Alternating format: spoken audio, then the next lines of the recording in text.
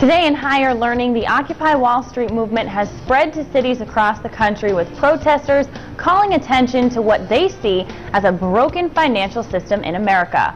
Part of that group includes college students and recent grads protesting the high levels of student loan debt that so many young people are burdened with. A new campaign called Occupy Student Debt has sprung up out of the protest, and here to talk about it is Peter Kerwin from the Rhode Island Higher Education Assistance Authority. Good morning to you, Peter. Good morning, Michaela. All right, there's a lot going on. So first of all, what is Occupy Student Debt?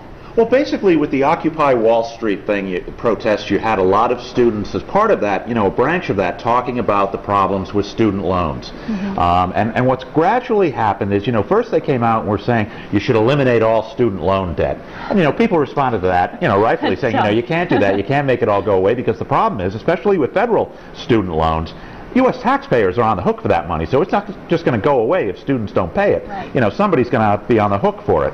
But what's kind of evolved is more of a campaign orientation, where now they're talking Occupy student loan.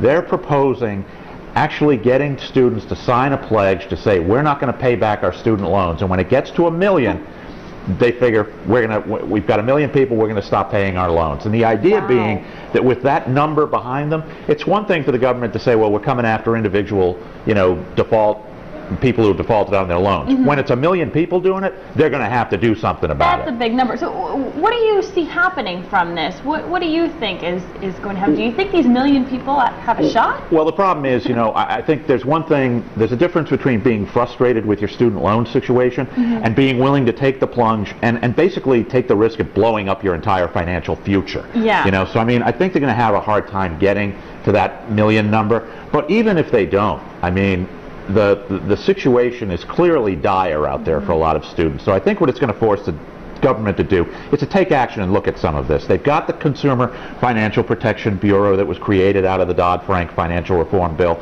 That's looking at private student loans and trying to provide some relief there.